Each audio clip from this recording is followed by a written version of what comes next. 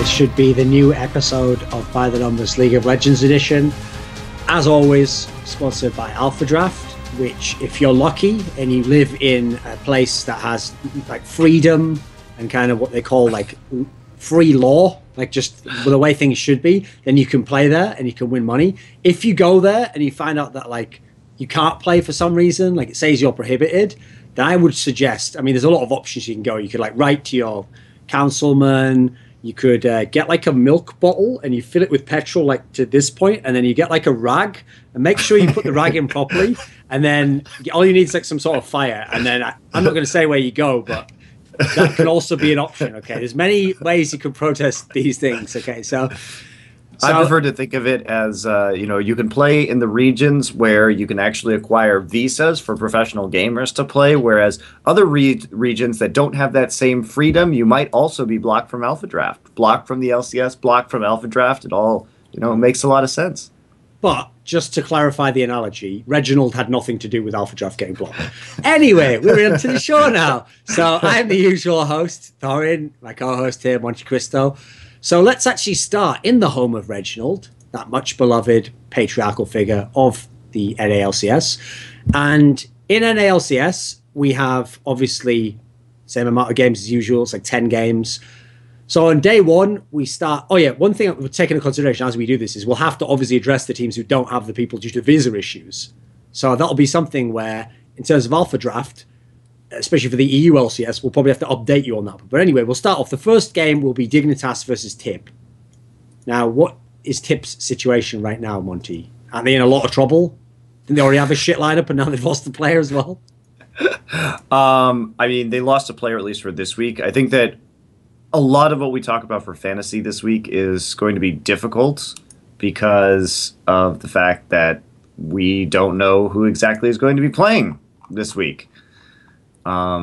So with Tip, that obviously is a big issue. Also, which other players might be available to them, because it depends on whether a player like Seraph is going to be subbing for them this week. Yeah, that's the worry for Tip, is that because some of their players have been banned, they might actually accidentally get a better player, and then they might win the fucking game. So how are we supposed to predict that guy? It's like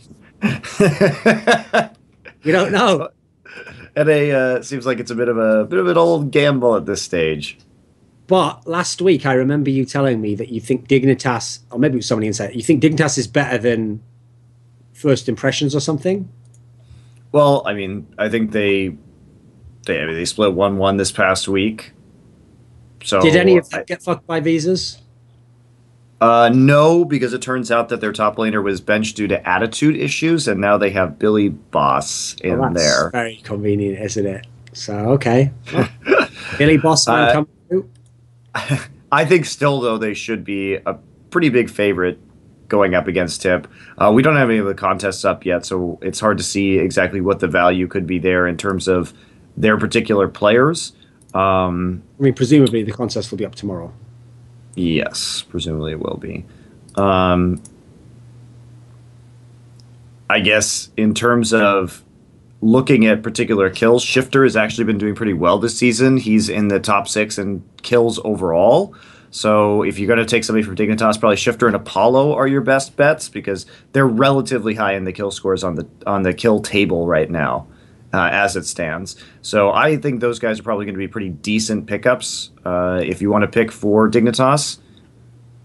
Yeah, those guys should be pretty good. Okay, so we have C9 versus TSM. Now, since TSM have actually surprisingly struggled to some degree compared to people thinking they'd be clearly the best team, will this be a close game?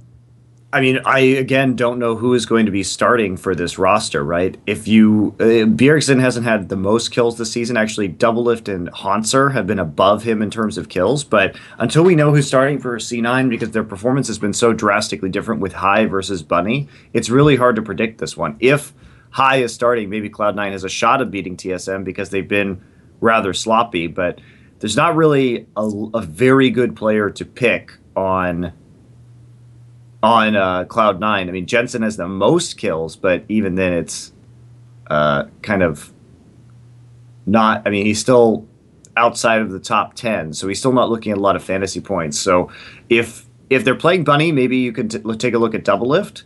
But other than that, I don't know. Haunter is still pretty good value. He's actually has been picking up kills for TSM. Okay. So Liquid NRG. Obviously, Liquid has been reasonably underwhelming. I mean, even the win they had the other week was like some miracle win. So should this be like a comfortable Energy win? I think it absolutely should be. I think Energy is proved themselves to be much stronger. Liquid is really struggling. They beat Echo Fox, but it was like an insane comeback at that game, and they should have probably almost certainly lost. So I would not go that route. That said, Piglet is in the top 5 in terms of kills in the league. So their games tend to stretch on a long time, and Piglet tends to pick up quite a few kills under those circumstances. So maybe you want to go for that.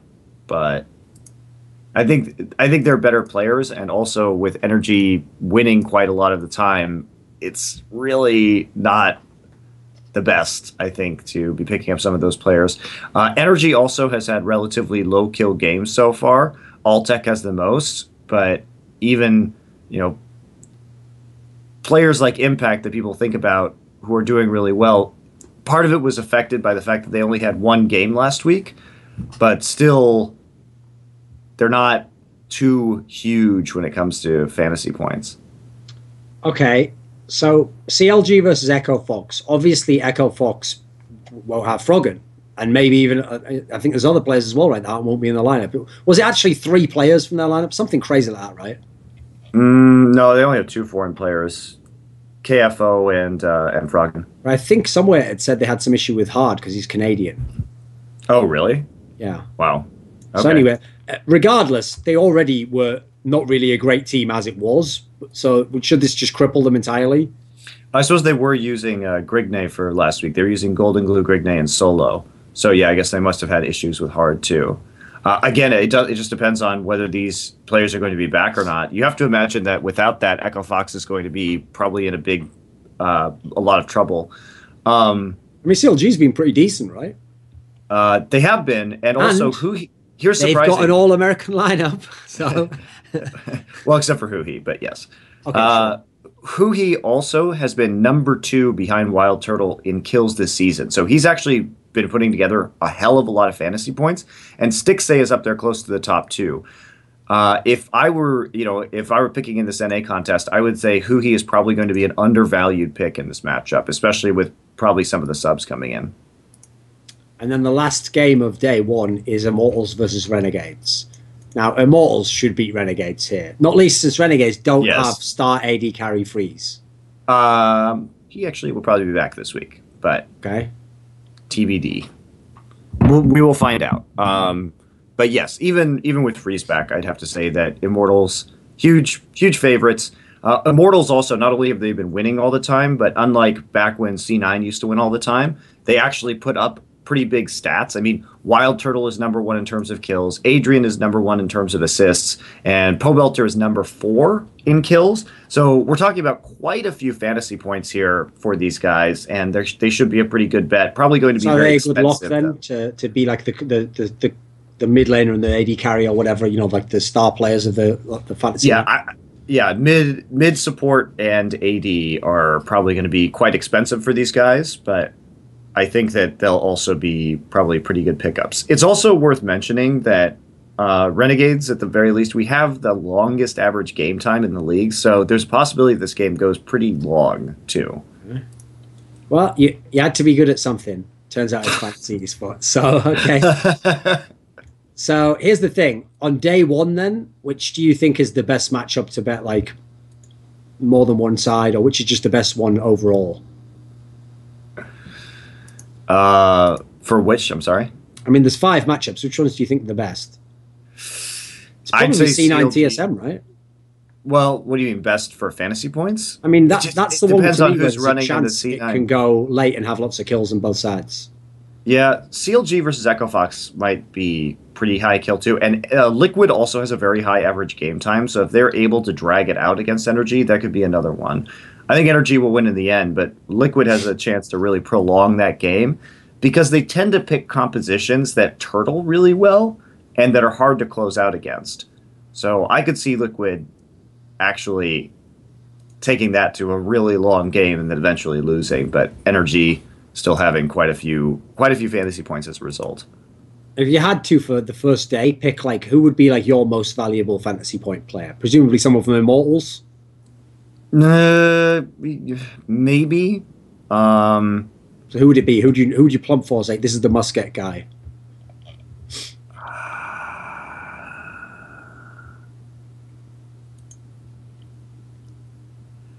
That's really tough.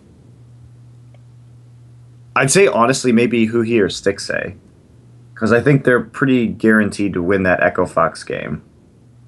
Okay. Right, so on day 2, we open up with another game that could be appalling. It's Liquid versus Tip.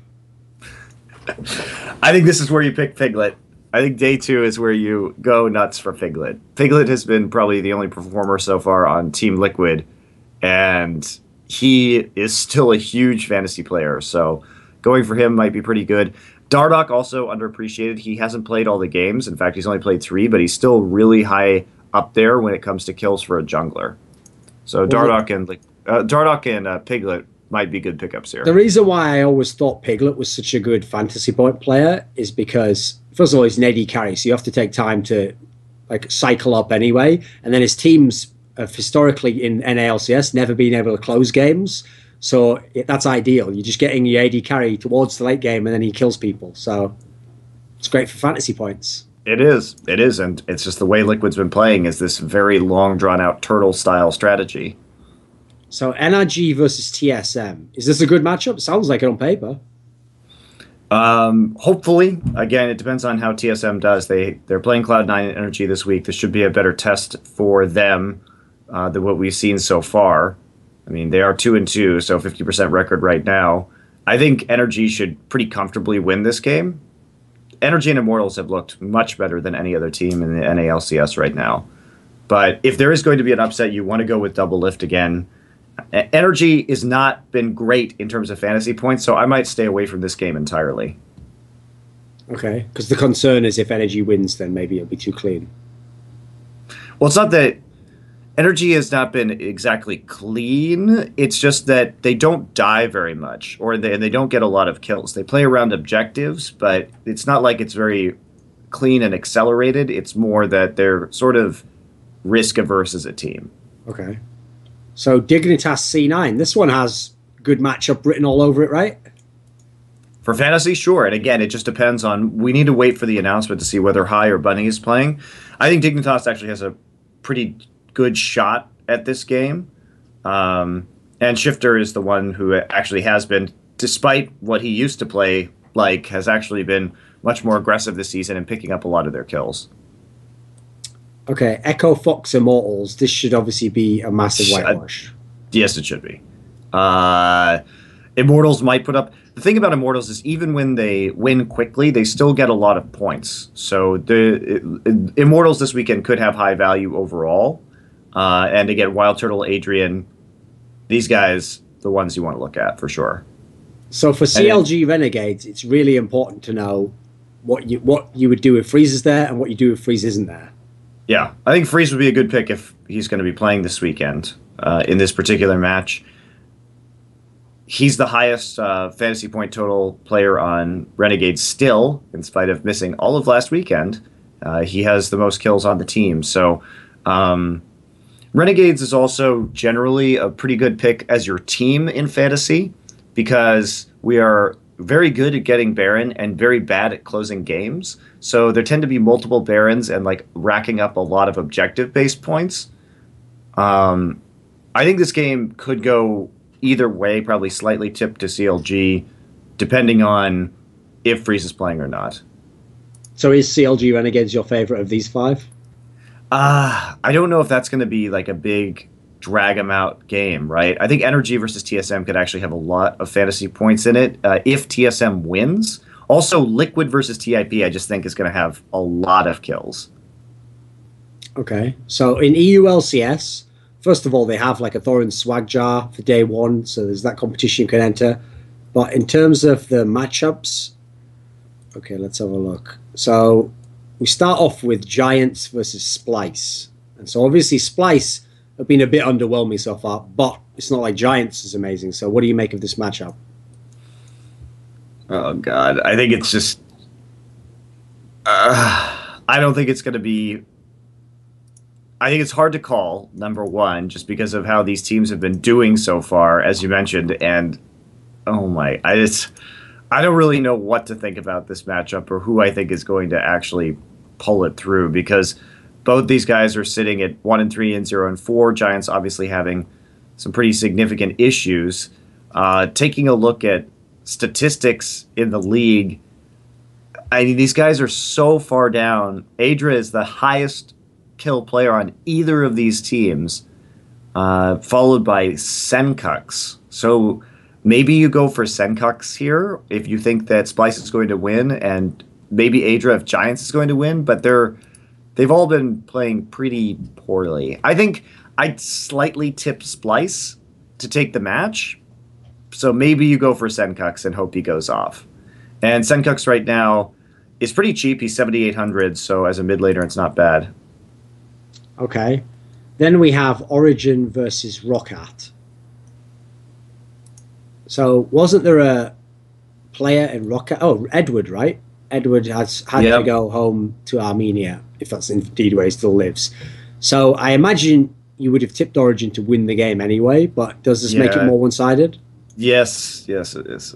Yes, it does. I mean, Origin hasn't had the best season so far, but Mithy is still a solid support player if you're looking for a lot of assist points.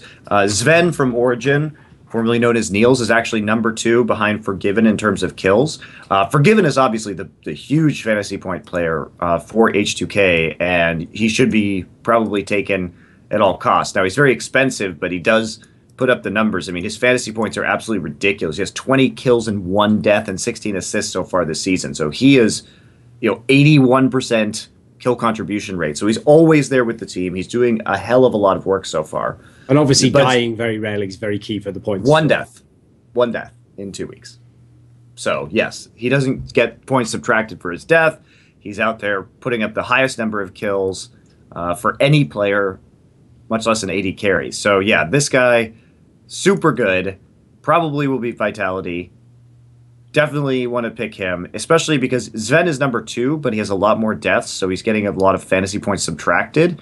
And considering Forgiven is 200 more, now Sven is going to be more of a guaranteed thing because he's facing this gimped Roccat instead of actually going up against Vitality. That's a much better team, but still.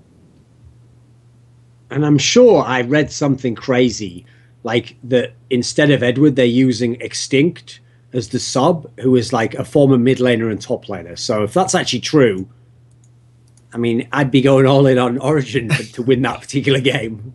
Yeah, Origin's really expensive, though. Power of Evil is probably the second best Origin player, or third best behind Mithy, but these guys are all Mithy's number 1 in terms of salaries. Ven's number 2 at his position. Power of Evil's number 3. So throw as many of them as you can in to get under the 50,000 cap, but yeah. Okay, so here's a game that you would never have thought at the beginning of the season would be a good one, but on paper, right now, G2 versus Fnatic should be a good game. Yeah, G2 actually ahead in the standings of Fnatic.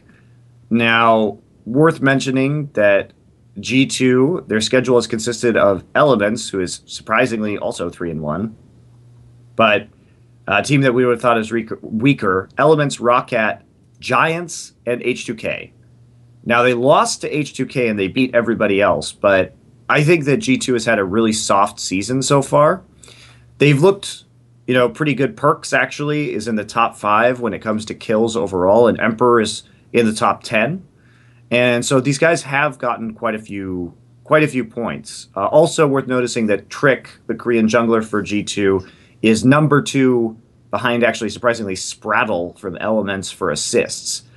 So he could be a very valuable pickup. Pretty cheap on here as well, 7,100. Yeah, if you think that, he's very cheap actually, despite having the second most assists. Probably just because Fnatic is the favored team going to this match. Sure. But there's definitely the chance for a G2 upset here.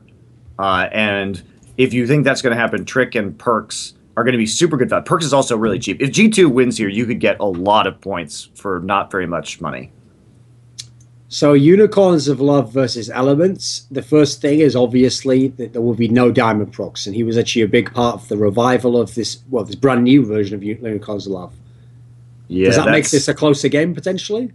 Because Elements absolutely. have had like the weak schedule, right? Elements have so far played G2, Splice, and then Rockcat and Giants. So yes, they had have had a very unconvincing schedule. Might make this game closer. It's really unfortunate about Unicorns of Love because they were actually looking a lot better when it came to their macro game and just their play in general this season. Steelback has been the big carry when it comes to kill alongside Vizicachi. Fox actually is not a very good pickup for this team. So I'd be going for Steelback or Vizicachi if you're looking at actually Unicorns of Love. But Vizicachi is number one in terms of salary, so he comes with a pretty steep price. And probably this week Soaz is better value. And then the final game is H2K Vitality, which, again, is the problem. On paper, amazing matchup, should be really good. But there's been, I don't know if it's still rumor, but it's been suggested that Ryu might not play. Yes, that's another large issue. So here's my question. If Forgiven is the best fantasy points total person, in a weird fantasy universe, couldn't it actually be good that he loses his good mid laner in the hopes that it means he still gets loads of fantasy points and the game goes even longer? Yeah, it's possible. And also, it's worth talking about Vitality as a team because they actually don't get that many kills or fantasy points. So even if they win, they've been pretty lackluster in terms of points. They're 3-1, but they don't even have a player like in the top 15. And Cabashard has the most kills on this team. So if you think that they're going to win, maybe you go with Cabashard because he is super cheap right now. I mean, he is down at the bottom, but there's definitely a possibility that Vitality wins this game with Ryu out. Okay, so overall, what's the best game of those five? I think H2K versus Vitality might actually deliver without Ryu being there, and Unicorns of Love versus Elements could also go pretty high up considering the lack of diamond procs. And Spraddle is actually very underrated as a support so far. He here is kind of middle when it comes to salary for support players, but he has more assists than anyone else. So assists are actually probably the single best statistic in Alphadraft for fantasy, and he's got the most, so you may want to take a look at him. Okay, so on day two, we start with Origin versus Elements. Now, this is one where the standings would tell you Elements is this great team, Origin's had all these problems. I'm presuming No. this should be an Origin win. I would think so, yes. I would think so, and again, Sven is your going to be kind of go-to guy here. I mean, I saw in an fantasy interview that some of the Vitality players suggested that Origin haven't been taking it seriously and that some of them didn't even play many games before the season started and thought, like, we'll just warm up as the season goes on. So in a weird way, that's good for fantasy because it means that they won't always be super duper priced necessarily, but that they might actually do play better than the pricing. So you might have the edge then if you realize that. Yeah, and also in the next game coming up too, it's Vitality versus Giants. And while we just talked about Vitality having not the best fantasy scores, well, Cabashard could be a really good pick for day two, just as a kind of one-off top laner from Vitality because he's been the leader on Vitality, and there might be some good value there with him as a pick for fantasy points. UOL versus G2. Another tough one to call without diamond procs, but I think at this point you have to give the edge to G2 there. And then the same thing, G2 perks. Yeah, perks. Definitely perks and Emperor. Definitely take a look at Trick too, just because he puts up so many assists. Okay, so the last two, unfortunately, are a bit underwhelming because Splice obviously has struggled. They're going to play Fnatic. Because you're expecting Fnatic to win here. I would assume so. Yes. Which players actually get good points even when they win, though? Like on Fnatic? Yeah. Gamsu actually is the kill leader on Fnatic right now, interestingly enough. I mean, in game one, he had like 9 kills or something, so that might be why. That's true, yes. He had 9 kills in one game and then 6 following that, or 5 rather, following that. But Reckless also, I mean, Fnatic has not been great for fantasy points overall. They don't put up a lot of points even when they win. And yeah, it's just they're not the best fantasy point team. So you may want to stay away from that, even though they are likely to take the victory. And then H2K versus Roccat, with both of these teams losing players, I think this could be a match that produces a lot of kills. And again, you really want to start looking at Forgiven. Which is the best game on this day? I think Roccat H2K could easily be a long, dragged out game with the substitutes. Because they each have one out, sure.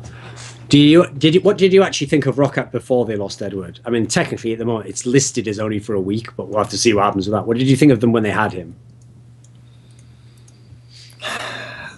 I mean, they took home like a couple of wins, or a win rather, but they also spent a lot of time losing to some of the bottom teams, like Splice. They took one win against against Vitality, which was impressive to start off their first day, but they haven't looked very consistent beyond that. So okay, over in LCK, we have, let's see, Day 2 and 3 matches. Yeah. So we start off with Jin Air versus CJ. Now, Jin Air's been pretty decent so far, right?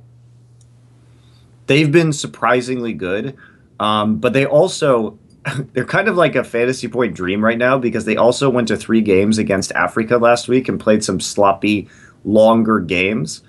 Trace is actually the KDA leader in the league at the moment, and so can be quite good when it comes to fantasy, because he doesn't die very much and he picks up a lot of the kills for his team. So that's going to be a player you want to think about in this first day for sure. Pilot also putting up some kills. These aren't the big point teams so far this season have been teams like the Tigers and KT, Rollster, as well as some players from Africa. So these teams are not the greatest. Kramer had one game where he put up a lot of kills on Ezreal, but Pilot's still above him, and Jin Air should be the one winning this game. Okay, so for KT versus Samsung, you've already expressed on so many that you think Samsung's actually pretty good. Does this have a chance of going to 3 games? I think it does, honestly. KT, though, they're the big points players, Arrow and Someday, usually are huge point total players.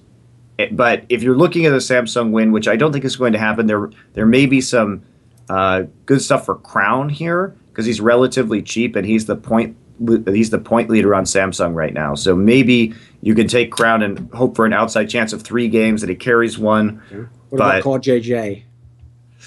Core JJ may or may not play. Stitch might play too. Stitch has been playing more recently. They have been doing pretty well in terms of points, but since they've been splitting time, they're not up towards the top. But Stitch we've seen put up a pentakill. Okay. So just buyer beware on that one, because you don't know which player will actually come out. Right, but I think they would do comparably in any scenario, or in either scenario. I just think KT is likely to win, which is why Arrow and Someday are so expensive, but they're also really worth it for fantasy. So they're not one of those picks that is going to disappoint, and especially, like you said, this could easily go to 3 games. So obviously in the next matchup, SKT EM Fire, there's 2 factors here. One, EM Fire have been very bad, so they're expected to lose. But secondly, all the SKT players are really expensive. So they're really expensive. Here. But Bang, basically SKT has been winning with Bang carrying and them building compositions around Bang. So if you want to take one member from SKT, Bang is number 4 in kills. He also has the least deaths in the top 10 players. So he's been doing extremely well, but it's been about SKT building these compositions around him, and I don't think it's going to stop now. So Bang could be a very good pickup this week, even if it's just 2 games. If they start playing like their Tom Kench stuff, where they just let Bang hyper carry, then you're in a very good position. So when Longju play against Freaks, I assume is how you're supposed to say it. I always say Free CS. When they play against them, it should be a win for Longju. Have you seen some cracks? One would only assume. So then of the games, would it be worth trying to make a KT Samsung duel, but bet on either side type game? Could be if that's going to go for 3 games. There's a shot too that Longzhu versus the Freaks goes for 3 games. I mean, Longzhu has only won one series so far, and it was their first of the season. Otherwise, they've been really struggling in terms of synergy. Is it known who they will play at top lane? Is that still just up in the air? Could be up in the air. I think Expression has been doing better so far this season, but they don't actually have a player with a lot of kills. They haven't been. Like Coco's been doing pretty well, but they haven't been putting together the best team compositions to sort of help him out. Meanwhile, and you don't know if he's just going to play fucking Lux and just get no kills. Yeah, I mean Songyun for the Freaks actually after this last performance earlier this week is in the top 5 in terms of kills for players right now. And he's obviously very cheap. Yeah, Mickey's doing okay, and that could actually be huge value. There's definitely a shot here that the Freaks get a big upset and Songyun goes off again. I mean, so maybe round the roster out with those two? I think there's if you're playing in a tournament, you definitely want to draft at least one team with Songyun and Mickey on it, just because if they win, and if they win in a 3-game series, there's likely to be a huge amount of points that go their way. Who, in terms of these matchups this week, is there like one person is it Bang, who's an obvious like MVP type? This is the guy you definitely want to build a team around. I think Bang or Arrow too, because KT is really likely to win that Samsung game, and he has such a high point total already. So Arrow and Someday are another 2 that could be quite good. Pilot might be a little bit underrated, but he's still 3rd, and if you have to take an AD carry, Bang and Arrow are probably both going to do better than him. In the Korean League, one of the big problems is obviously you never really know if they're going to substitute players in and out. Are there any teams in general who are subbing quite a lot? I see, like for Freaks, they have a bunch of players listed with the sub player as well. No. They haven't been subbing at all. Longzhu, Flamer, Expression have been bouncing back and forth. SKT might actually start their subs versus EM Fire. We could see Blank and Scout in game number 1. Okay, so yeah, that's something to consider. If they think they're going to win anyway, maybe Scout gets a game, right? And Scout is 0-2 so far in the professional games. So EM Fire, if they win, it could send it to 3 games and make the Bang pick even more valuable too. Okay. Should we actually bother doing LPL? I didn't watch enough LPL this last week. I know EDG is looking a lot better now. So I'm just going to take a look at the salaries real quick, because if EDG is super low in the salaries, they're playing Hyper Young Gaming, so I'm assuming they'll be fairly. Holy cow! They're actually Korra is the cheapest top laner. Oh my god, there's insane value here, by the way. All of the EDG players are at the bottom of the salary list. Oh, mine is. Oh, no, they're not. He's at the top of mine, mate. Oh, actually, it's 8,100. They're playing a really bad team, so all the okay, sorry, it was sorted incorrectly. I was about to be like really surprised. Yeah. No, they're all super expensive. Since the team they're playing is supposedly one of the worst. Yeah, don't take LGD. They've been sucking really hard. Okay. But there is a Thorin swag jar for LPL. And here's the only thing. If you play LPL and you can win money, you probably have got a lot of swag. So I can't deny that. That's an appropriately titled. I don't play LPL. Don't know shit about it. But I guess that is swag. If you really go into LPL and go, you know what? I think I can predict what's going to happen. I mean, if anything, I wouldn't just play Alphadraft. I'd like let other people know this stuff. You could probably get some sort of amazing job at eSports. Maybe some Chinese billionaire will fly you out. Like, no one knows what's going to happen. They're really looking for coaches and people who can create predictable and consistent results. So actually, that might be a possibility. So basically, I mean, at this point, with some of the Koreans they've hired that I've never even heard of, be it just showing a slip where you've won loads of times on Alphadraft, where you've actually like mathematically shown it's something going to happen, it's probably enough. It's probably enough of a resume, if anything, right? Absolutely. At this stage of the game, man, these visa issues have really messed up fantasy. It's hard to predict a lot of these games. This is like one of the worst weeks to try and create predictive picks before we actually know what the rosters are going to be. Especially because this is an area where, I mean, you'd think for their own fantasy, the one that you don't put money on, that Riot would have some sort of set deadline where you have to submit the team that you're going to play for that week and you can't leave it up in the air because no one knows until the day before the game who the fuck's playing. So you'd think they'd do that in general, because it's obviously a problem, especially if fantasy esports is going to continue as a field. Because obviously I wouldn't like it if I picked a player and it turned out a sub that I've never even seen play came in the lineup, you know. True enough. But it also could, the hand that takes could also give, like you might be against a team where you've done some crazy picks and they get their sub comes in and you're like, thank the sweet lot, Reginald, you are a saint to me. See, because it's all about perspective, Monty. I've learned in life, some people, something that benefits, what ails also cures, as they said, whoever they are. So I think that's pretty much the end of the show. We ended on some like alchemical wisdom there. But if you're going to play, regardless of the subs, just remember to do it by the numbers.